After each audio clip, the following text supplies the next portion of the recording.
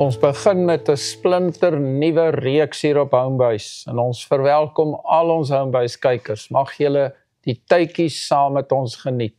En ons onderwerp is die boek Josua en hoe die Israeliete intrek na hulle 40 jaar van omwandelinge in die woestyn, gaan hulle nou oor die Jordaan trek en die beloofde land intrek.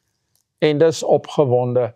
Ek is opgewonde om hierdie studies na te gaan en met u te deel. In ons gebedsfoto het ek net die arm van 'n man daar wat wys hoe sterk hy is. En vandag gaan ons na Josua kyk en hoe hy sy krag nie in sy spiere gekry het nie, maar die Here vertrou het. Kom ons bid saam. Dierbare Vader, laat ons besef dat ons in eie krag niks kan doen nie, maar dat ons krag lê in ons Skepper, ons Verlosser, wat een van die dae kom, om ons te kom haal. Amen. Josua 1 vers 7, lees daardie versie vir ons.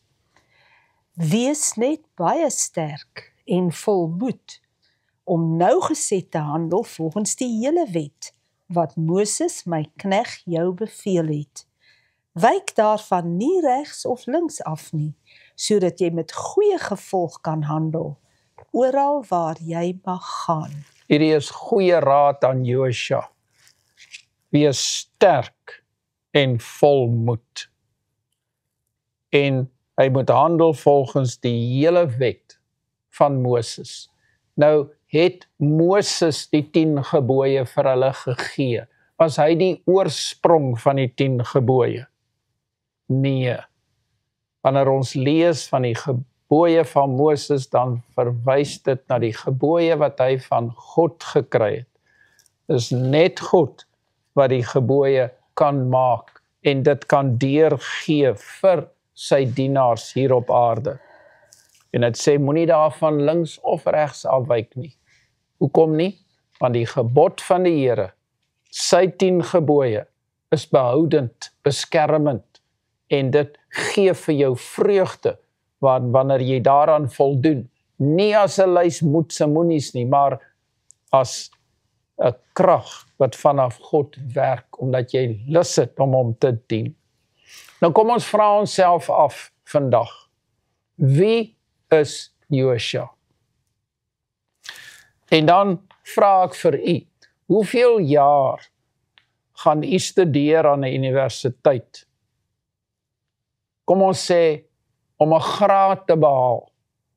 En ek noem maar 'n voorbeeld hier, 'n BSc graad.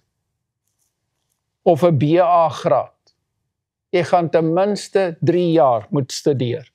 En as jy vir tandarts en medies inskryf, hoeveel jaar gaan jy dan daar wees? Vir baie meer jare, né? Seker 6 of 7 jaar of 8 jaar.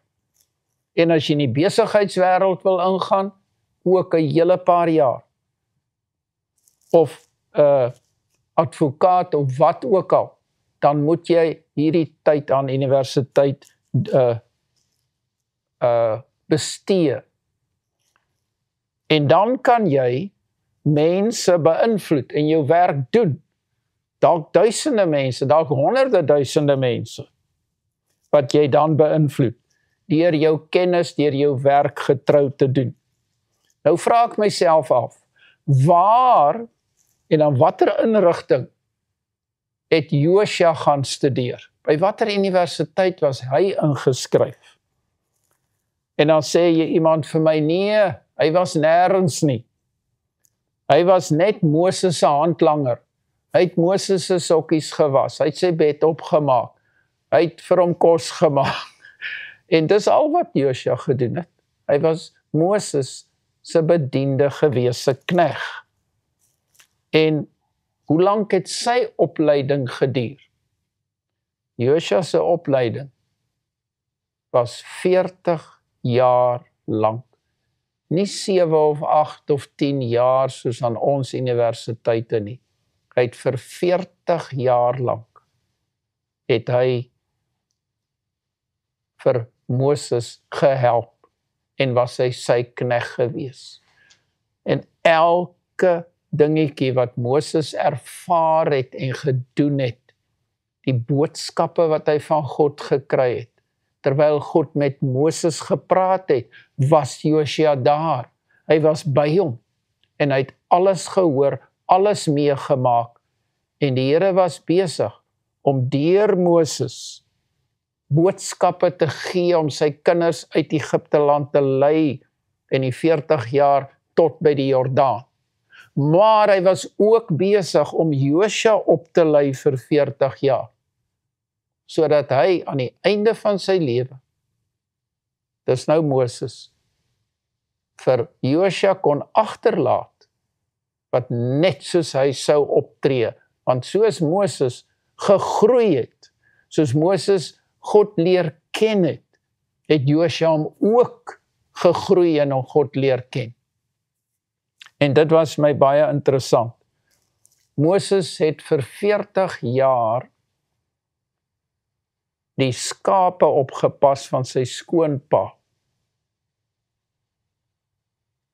En Josia het vir 40 jaar saam met Moses geleef, terwyl Moses geestelik gegroei het. Vir nog 40 jaar het Josia sy opleiding begin, nie by skape nie, maar saam met Moses. En dit is vir my baie interessant om hierna te kyk. Sou jy in plaas van 3 jaar BSc, selfs 'n 4de jaar van honeurs in algemene plantkunde, dit kon prysgee en sê nou maar saam met my prof was prof Mani van der Skyf, sê nou maar ek het 'n keuse gehad en ek kon daardie 4 jaar wat ek saam met hom deurgebring het, of wat ek aan die universiteit studeer het liewer, kon prysgee en dan sê prof, jy kom vir daardie 3 jaar of 4 jaar dan, kom jy in my huis lewe en jy moet, waar ek loop, moet jy loop, waar ek ry, moet jy ry. Jy moet nie selfe huis slaap, jy moet van al my doen en late bewus wees. Sou ek minder of meer leer deur persoonlik saam met prof Mani van der Skyf gaan. Ek sou tonne meer geleer het, as maar in 'n klas te sit en notas te neem en vir eksamen te leer en dan eksamen te skryf. Want ek sien hoe hy dink, ek neem sy gewoontes aan, ek weet wanneer hy lesings gee waaroor hy praat. En ek dink na 4 jaar sou ek dieselfde kennis feitelik gehad het, of as die prof self. So groei jy, wanneer jy saam met iemand leef, dan leer jy baie meer, as wat jy uit boeke kan leer. En ons bygaande fotootjie hier, het ek 'n tweeling afgeneem. En die tweeetjies daar, toe ek hulle sien, toe dink ek aan Josia en Moses. En so het die een die ander opgelei. En so 'n tweelingkie is baie naby aan mekaar. En dit was my pragtige gedagte. Nou kom ons kyk na 'n nuwe Moses. Dit is nou Josia. Hy is nou die volgende leier in Israel. Deuteronomium 18 vers 15. 'n profeet uit jou midde, uit jou broers, soos ek is, sal die Here jou God vir jou verwek. Na hom moet julle luister. So nou moet hulle ook na Josia luister, want Moses is oorlede. Vers 16. Net soos jy van die Here jou God by Horeb gevra het, toe jy op die dag van die vergadering gesê het, ek kan die stem van die Here my God nie langer hoor en hierdie groot vuur nie meer sien nie, anders sterf ek. Toe het die Here vir my gesê, dit is goed wat hulle gespreek het. 'n profeet sal ek vir hulle verwek uit die midde van hulle broers, soos jy is, en ek sal my woorde in sy mond lê, en hy sal aan hulle sê alles wat ek hom beveel. En die man wat nie luister na my woorde wat hy in my naam spreek nie, Van hom sal ek self rekenskap afeis. Maar die profeet wat so vermetel is om 'n woord in my naam te spreek wat ek hom nie beveel het om te spreek nie, of wat in die naam van ander gode spreek, die profeet moet sterwe. En as jy in jou hart sê, hoe sal ons die woord weet wat die Here nie gespreek het nie? As die profeet in die naam van die Here spreek, en wat hy gesê het, gebeur en kom nie uit nie, dan is dit die woord wat die Here nie gespreek het nie. Deur vermetelheid het die profeet dit gespreek. Jy mag vir hom nie bang wees nie. Hier gee die Here baie duidelike instruksies dat 'n mens nie sommer net moet sê, die Here sê so nie. Vandag het ons baie verleiding en misleiding. Die duiwel gebruik slinkse maniere om selfs toegewyde mense te betrap. En ons moet weet watter stem met ons praat. Dat die Here met ons praat en dat ons hom volg. In Josua 1 vers 1 sê, na die dood van Moses, die knegt van die Here, het die Here met Josua, dis nou sy knegt, Moses se knegt, die seun van Nun, die dienaar van Moses, gespreek en gesê, nou praat die Here nie met Moses nie, maar met Josua. My knegt Moses is dood, maak jou dan nou klaar. Hy moet klaar maak, hy moet gereed maak. Trek deur hierdie Jordaan, jy en hierdie volk, na die land wat ek aan hulle, die kinders van Israel, sal gee. Dis baie interessant om na hierdie twee gevalle te kyk. Hy moet deur die Jordaan trek. Maar as ons 40 jaar teruggaan in die geskiedenis, dan staan Israel voor die Rooi See. En die Here sê vir Moses, sê vir die profete, die priesters wat die ark dra, sit julle voete in die see, stap vorentoe. En waar Moses met die volk deur die Rooi See getrek het, word die bevel nou herhaal. Vir Josua, trek deur die Jordaan. Dis baie mooi. Lees vers 3. Elke plek waar julle voetsool op sal trap, dit gee ek aan julle, soos ek met Moses gespreek het. Van die woestyn en hier die Libanon af, tot by die groot rivier, die Eufraatrivier, die hele land van die Hettiete, en tot by die groot see in die weste sal julle grondgebied wees. Hier gee die Here vir hulle al die land waar hulle voete optrap. Dis 'n pragtige belofte daarin. En dan vra ek myself, dis iemand se land, nou vat die Here dit weg van hulle, is dit regverdig? Maar ons besef nie die voorkennis van God nie. Hierdie nasies, hierdie heidense nasies, het hulle kanse gehad om God te leer ken, en hulle dit totaal verwerp, en hulle sou nooit enige aandag aan God se wet gegee het nie. En daarom het God hulle land weggeneem, en dit aan sy volk gegee. Vers 5. Niemand sal voor jou stand hou al die dae van jou lewe nie. Soos ek met Moses gewees het, sal ek met jou wees. Soos ek met Moses gewees het, sal ek ook met jou wees. En dan kan nie help nie, maar ek moet hierdie twee vriendelike gesiggies vir julle opsit. Hierdie fotootjie kan julle sien.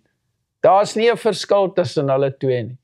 En dit het vir my aan die een kant Moses voorgestel, en aan die ander een van die tweeling het dit vir my Josua voorgestel.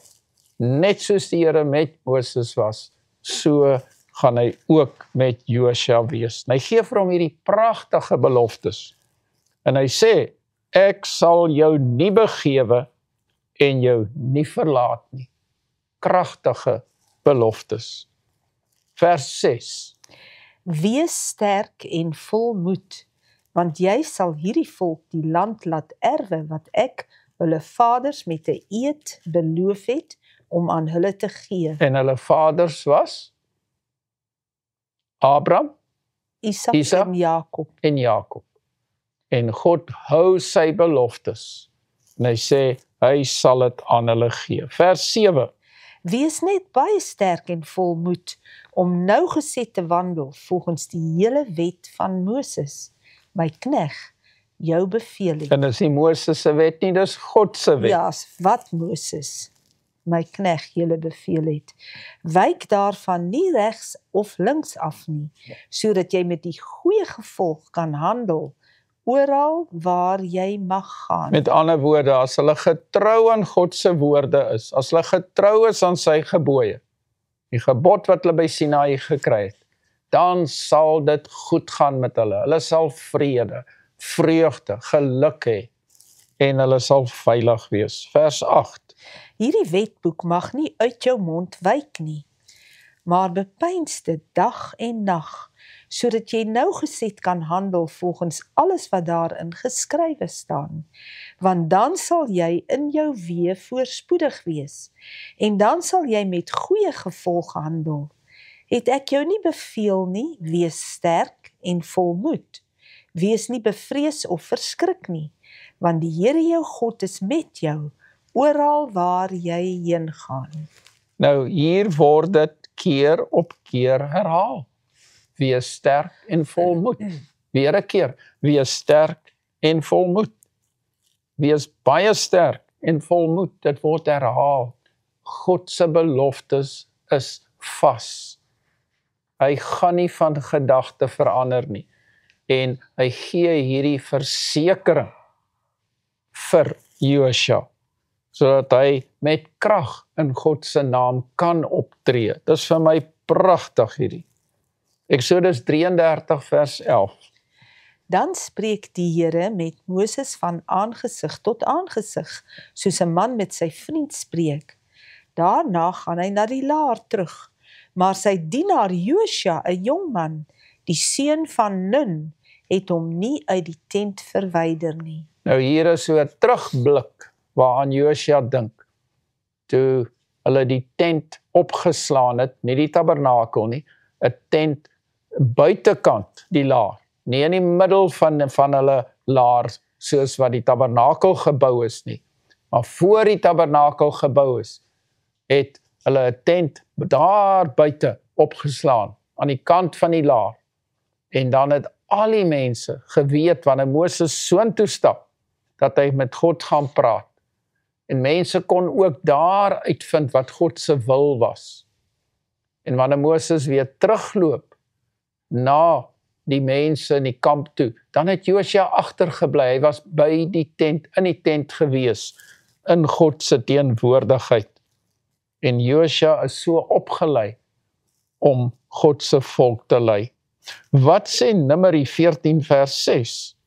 En Josua, die seun van Nun, en Caleb, die seun van Jefune, twee van die wat die land verken het hulle klere geskeur. Nou, hoekom het hulle klere geskeur?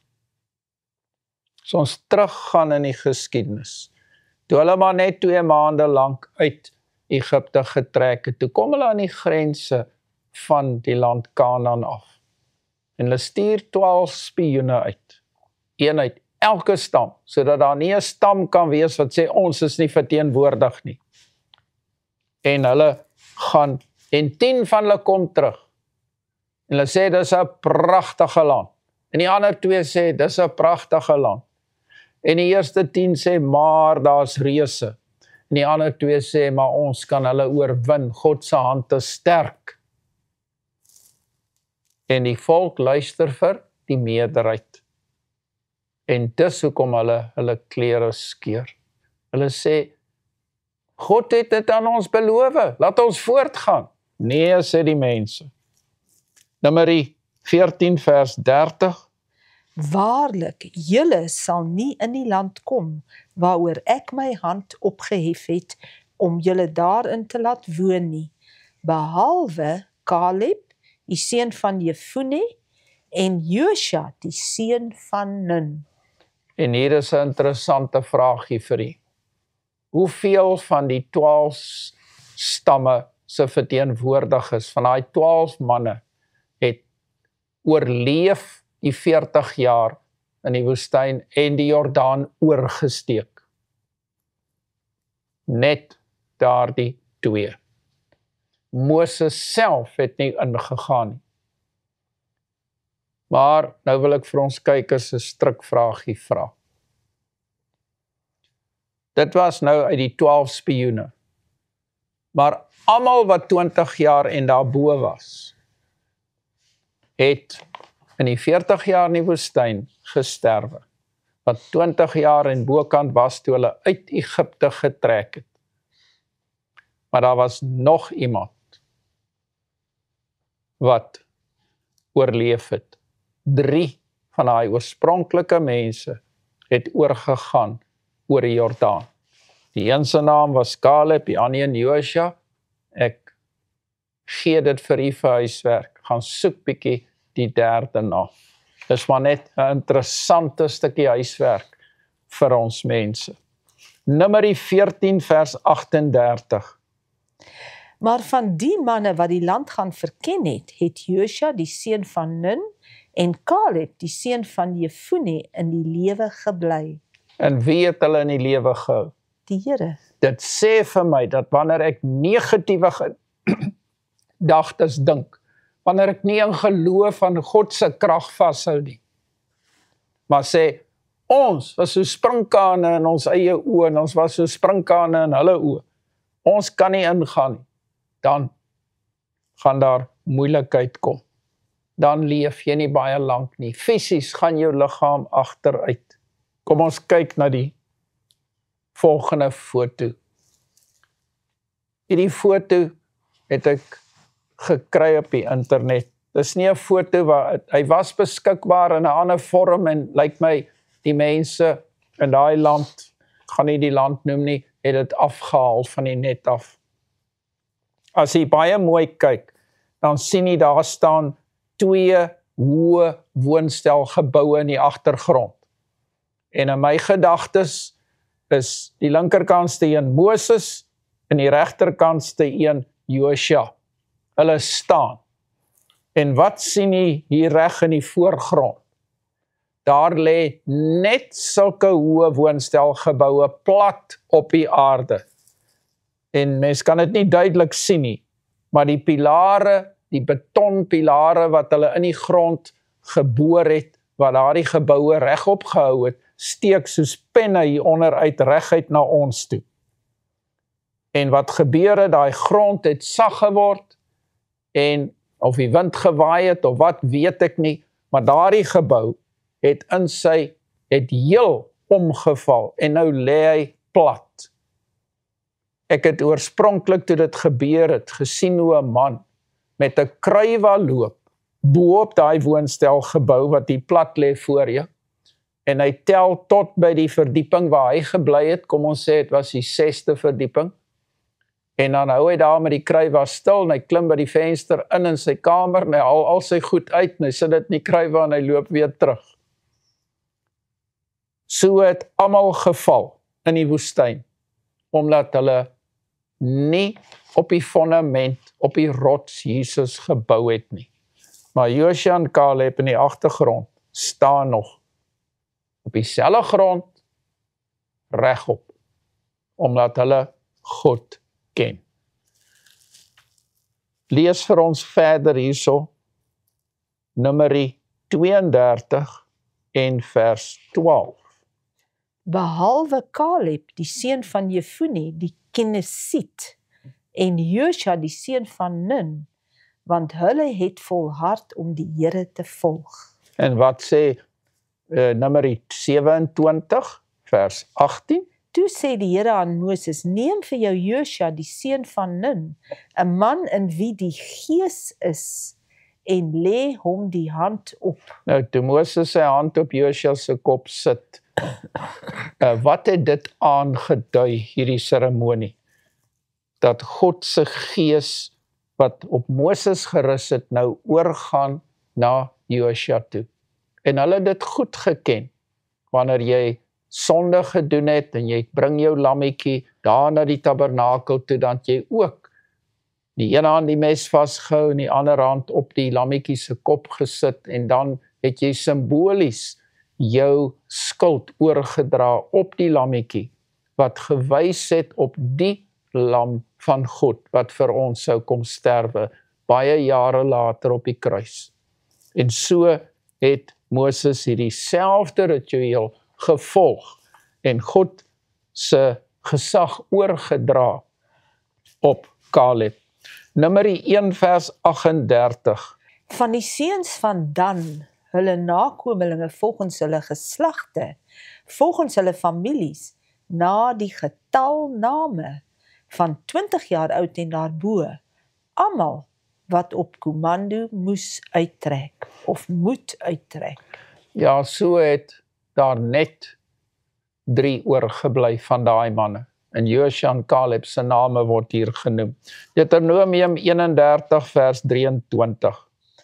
En hy het aan Joshua die seun van Nun die bevel gegee en gesê, wees sterk en volmoed, want jy sal die kinders van Israel inbring in die land wat ek hulle met 'n eed beloof het, en ek sal met jou wees. En hierdie beloftes rugsteen vir Joshua, en hy ken die Here, net soos Moses hom geken het, en hy gaan voort.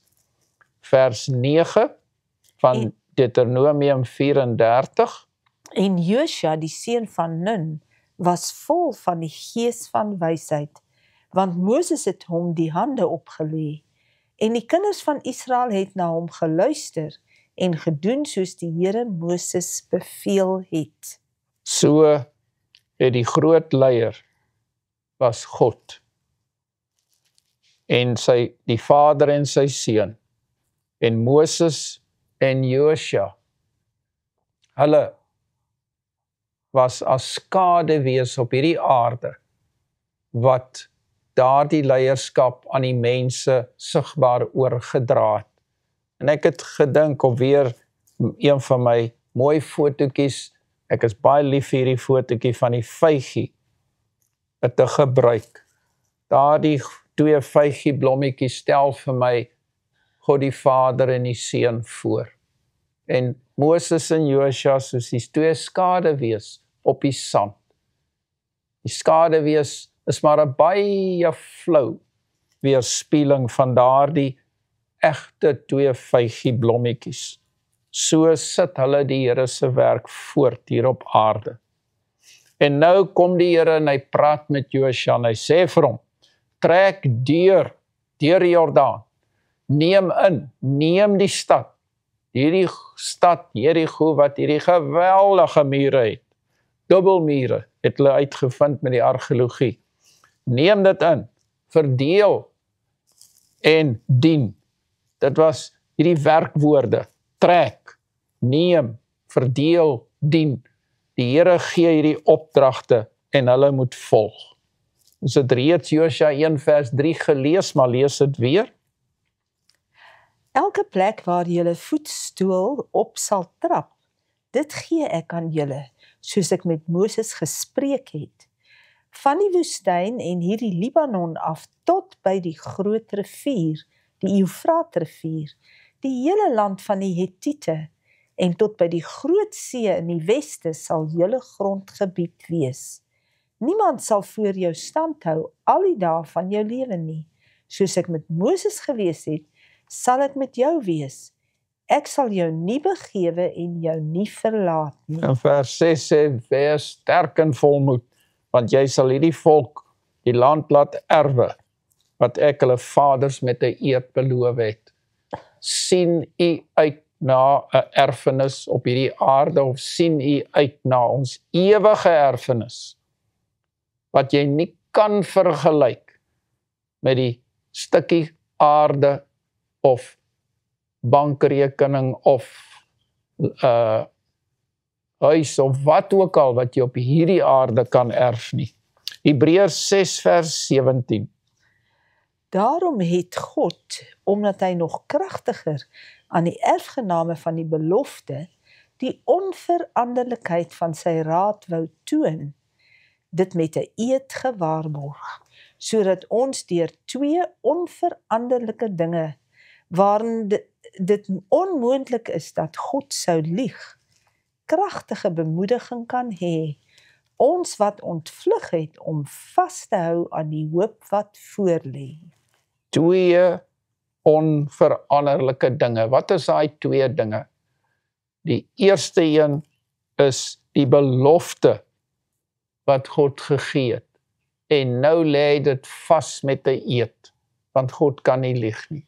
Hy het beloof en dan staan dit vas en hy waarborg dit deur 'n eed. En as ons na die fotootjie langs aan kyk, aardse waarborge, aardse beloftes, is soos 'n kersie wat brand. En dan kom die eerste windjie van omstandighede en dit blaas daai kersie dood. En dan is daar net 'n rookie. Dis al wat oorbly.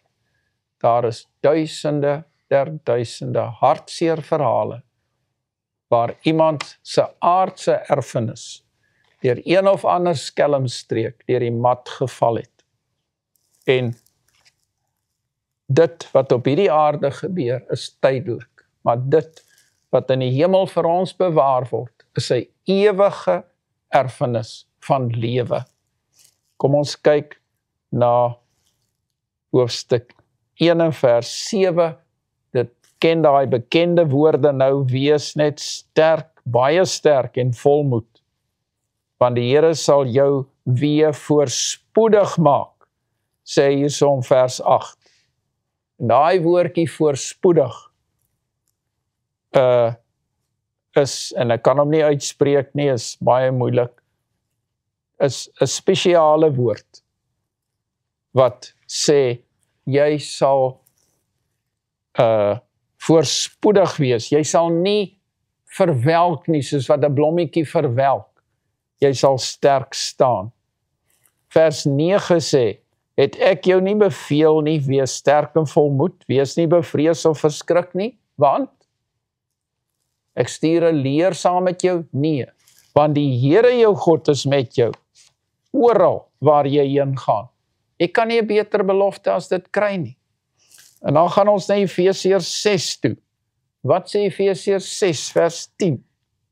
Eindelik, my broeders, word kragtig in die Here en in die krag van sy sterkte.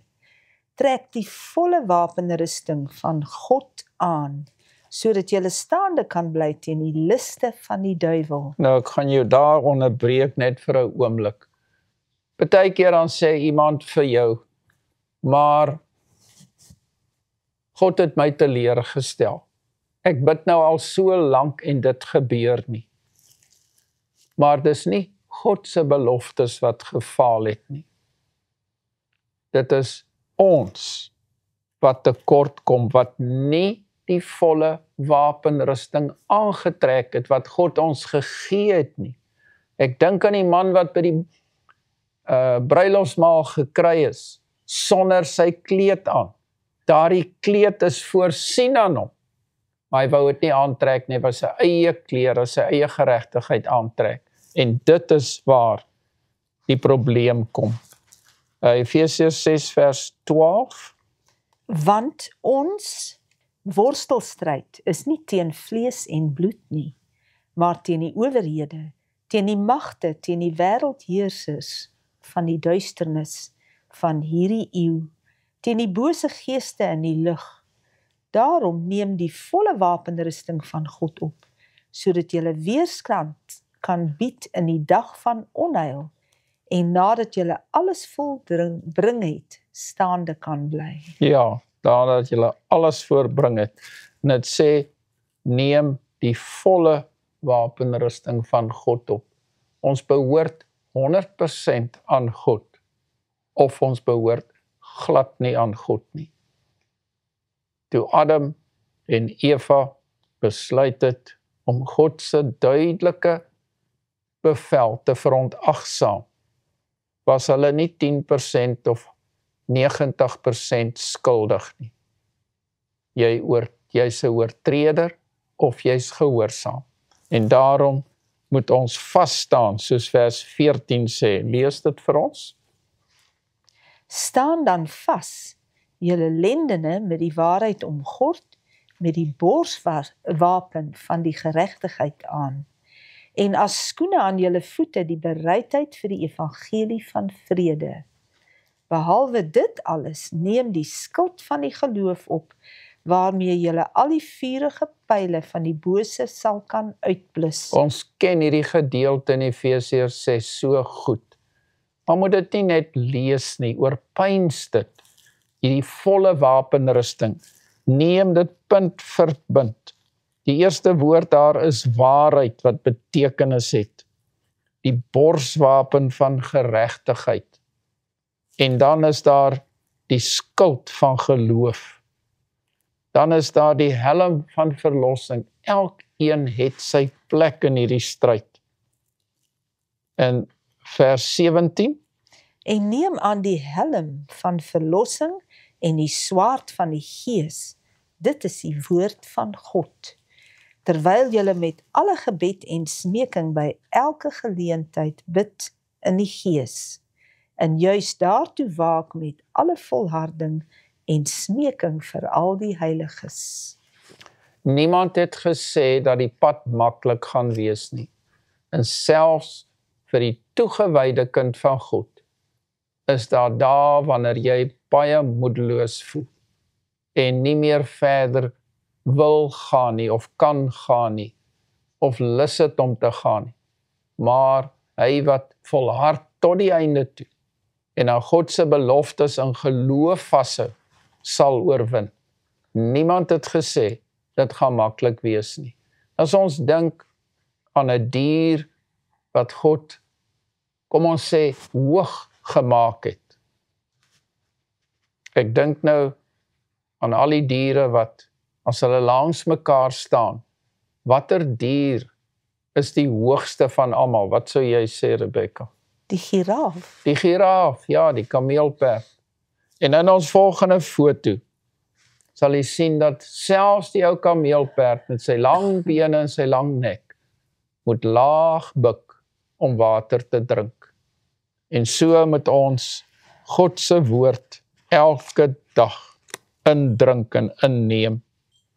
Genesis hoofstuk 24 vers 37. En my Heer het my laat sweer en gesê, jy moet vir my seun geen vrou neem uit die dogters van die Kanaaniete in wie se land ek woon nie. Nou, wie praat hierso? Dit sê, en my Heer, dit is nou Abraham, het my, en die my is die dienaar gewees wat hy gestuur het. Sy naam is Eliezer. Eliezer, en hy sê vir hom, jy moet geen seun neem uit die dogters van die Kanaaniete nie. Hy gee hierdie besliste bevel, moenie van hulle neem nie. Want die Here is besig om hulle land vir ons te gee. Moenie daar nie, hulle is sondige mense, dis verkeerde mense, bly daar weg. En hy moes sweer. En hy het vir Abraham gesê, maar sê nou maar sy wil nie kom nie. Hy moes gaan na sy eie mense toe, na sy eie geslag. Uit die geslag, uit die huis van my vader moet jy haar gaan haal, sê Abraham vir hom. En dan sê Abraham in Genesis 24 vers 40, Die Here, hy sal jou weg voorspoedig maak, sodat jy vir my seun 'n vrou uit my geslag en uit die huis van my vader kan gaan haal. Nou hierdie woord, en ek het hom daar op 'n skyfie gesit, as hulle dit kan opsit op die skerm, tsalag, daai woordjie is voorspoedig maak. Dit dui op sukses, om volgens God se wet te lewe, en om in gees en waarheid te lewe, is 'n baie ryke woord. Hy sal hom voorspoedig maak. Wat sê Psalm 1 vers 3? En hy sal wees soos 'n boom wat geplant is by waterstrome, wat sy vrugte gee op sy tyd, en waarvan die blare nie verwelk nie. En alles wat hy doen, voer hy voorspoedig uit. Daar's daardie woord weer. Alles wat hy doen, voer hy voorspoedig uit. Waar het hierdie voorspoed sy wortel, sy oorsprong. Dit kom van God af. Dit kom van sy karakter af, van sy wet. En wanneer ons een met Christus word, een met sy gedagtes, hoe hy optree, een met sy wet wat hy daar gegee het, dan sal ons voorspoedig wees. Dan deel ons in daardie hemelse eenheid, in daai hemelse krag, in daai hemelse voorspoed.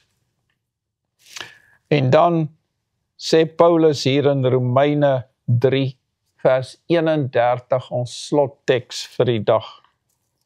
Maak ons dan die wet tot niet deur die geloof? Daar's mense wat sê, die wette staan nie meer nie. Jy moet net glo, ons leef nou in die Nuwe Testamentiese tye. Maar die Ou en die Nuwe Testament is 'n eenheid van God se karakter. En dan sê hy, nee, stellig nie. Inteendeel, ons bevestig dit.